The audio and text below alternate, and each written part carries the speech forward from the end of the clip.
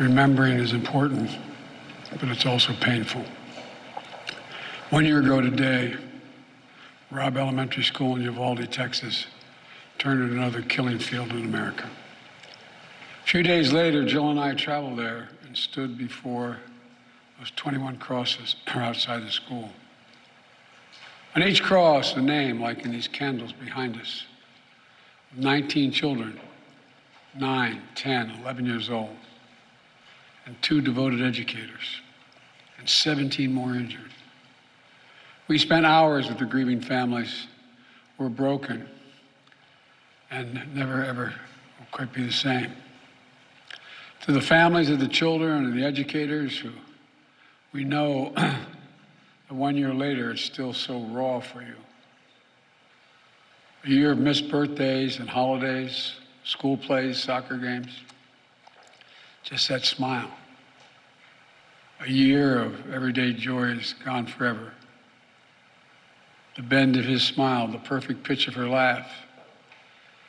At a vigil a few months later, one of the moms said, "When I lay in bed and turn to my side, envisioning her staring back at me, I want so badly to be part of alternative reality that just doesn't exist. This is my reality. Because my 10-year-old daughter was murdered in her 4th grade classroom." Standing there in Uvalde, Jill and I couldn't help but think that too many schools, too many everyday places have become killing fields in communities all across every part of America. And in each place, we hear the same message. Do something. For God's sake, please do something. We did something afterwards, but not nearly enough. We still need to ban, in my view, AR-15 firearms, assault weapons, once again. You know, they've been used time and again in mass killings of innocent children and people. We need to ban high-capacity magazines, the ability to shoot 20, 30, 40, 50, 60 bullets without reloading. Because today, guns remain the number one killer of children in America, guns. And over the last year since Uvalde, our country has experienced a staggering 650 mass shootings. And it's hard to say, well over 40,000 deaths due to gun violence.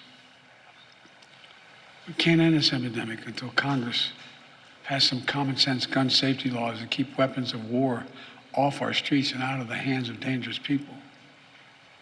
Until states do the same thing. How many more parents will live their worst nightmare before we stand up to the gun lobby to establish universal background checks, establish national red flag laws, require safe storage of firearms, and end immunity from liability for gun manufacturers? The only major corporate entity that's immune to liability. Even a majority of responsible gun owners support these common sense actions to save lives and keep our community safe. So it's time to act. It's time to act. It's time to make our voices heard, not as Democrats or as Republicans, but as friends, as neighbors, as parents, as fellow Americans. And I'm being deadly earnest when I say that. You know, I know for a long time it's been hard to make progress, but there will come a point where our voices are so loud, our determination so clear that we can no longer be stopped. We will act. You know, a year ago after visiting the school, that same day we attended Mass at Sacred Heart Catholic Church. In the pews, families and friends held each other tightly. As the Archbishop spoke, he asked the children in attendance to come up on the altar and sit with him as he spoke on the altar. There wasn't enough room for everybody to go up on the altar, so a mom and her young son sat next to us. They had us in the first pew. They sat next to us. As we left the church, a grandmother who just lost her granddaughter came up to us and quietly passed us a note, a handwritten letter. And here's what it read. Erase the invisible line that is dividing our nation. Come up with a solution and fix what's broken and make the changes that are necessary to prevent this from ever happening again. My fellow Americans, you know, you almost feel the pain. For we've lost children. We have to do this to save our children. For the nation we love, to erase that invisible line. So when I stand here today, as earlier this morning we were talking about planning a memorial service this weekend, celebrating the anniversary of the death of our son, Bo. Well, guess what? While everyone's pain is different, we, like many of you, have some understanding what it's like to lose a child on more than one occasion. For those who've lost a loved one in Uvalde, to the moms, the dads, the brothers, the sisters, the grandmoms, the grandpops, this is what I know. One, they'll never be gone from your heart. They'll always be part of you. And I know this as well. As unbelievable as it sounds, I promise you, a day will come when you pass that ice cream store, you pass that park, you pass that thing that brings back the memory of your son or daughter. It's going to bring a smile to your lips when you think of them before it brings a tear to your eye. That's when you know you're going to make it. And our prayer for you from the bottom of our heart is that day will come sooner than later. Sooner than later. But God willing, it will come.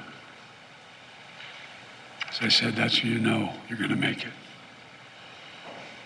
God bless those 21 blessed souls lost in this day in Uvalde. And may God bless their families. We're thinking of you. Any update on the debt talks, Mr. President, please? Some deeply moving words from the president, the First Lady, Jill Biden, standing just behind him as he talked about the one-year mark since that horrible day in Uvalde at Robb Elementary. He talked about having met with the parents, the families, he and the First Lady. He talked about Congress and the need to act. And he said that it must seem to those families and the people around this country who want change that it's been hard to make progress. But he also made the point that at some point in this country, the voices are going to be so loud that politicians will finally have to act.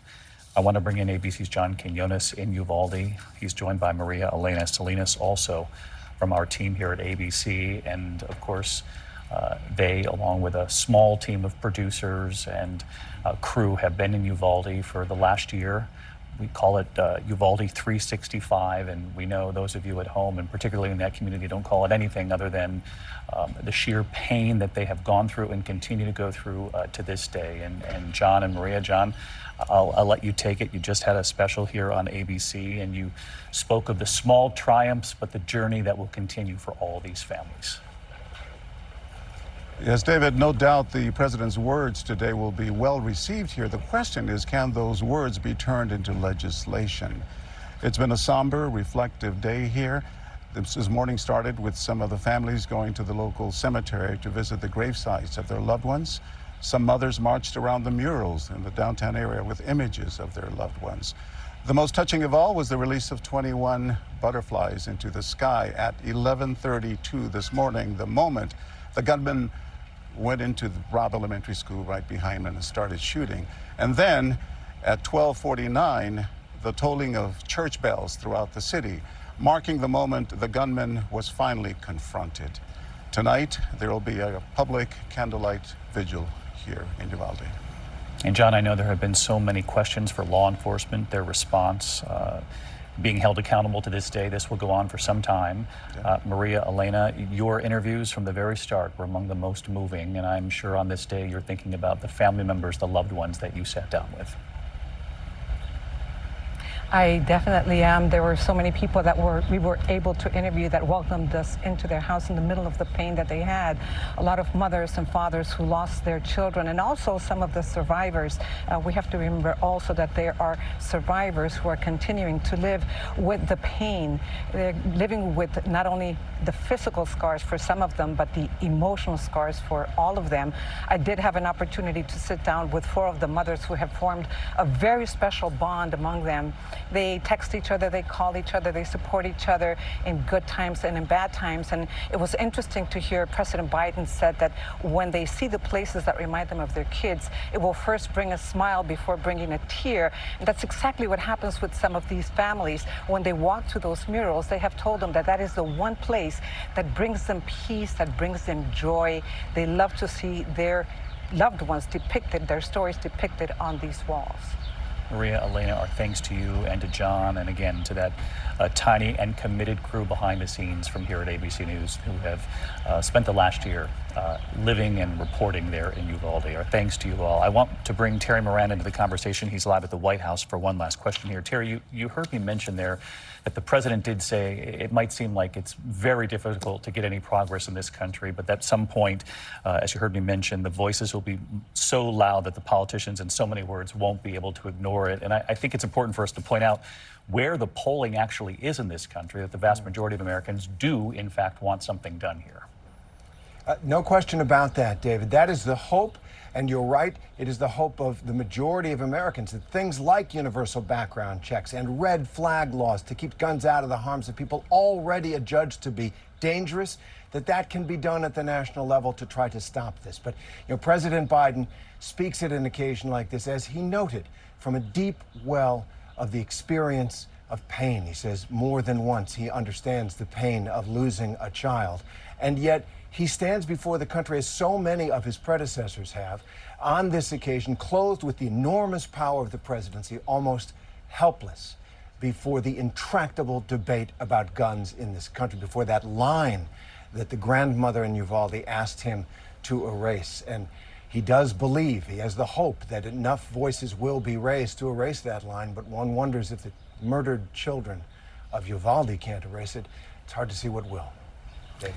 Terry Moran at the White House, just moments after President Biden spoke to the nation to mark 1 year since that awful day in Uvalde, and the pain and anger from that day that continues for these families, though he's hopeful that the playgrounds, the sites that they remember with their children will bring a laughter smile before it can actually bring a tear. Our commitment, of course, to Uvalde and to so many communities across this country hit with mass shootings and deadly violence will continue for years to come as we follow the investigations not only in Uvalde, but Buffalo and beyond. Our coverage is going to continue at ABC News Live, and of course, we'll have a full report coming up on World News Tonight. That's just a short time from now. I'm David Muir in New York. My thanks to John, Maria Elena, and Terry, and I'll see you all soon. Good day.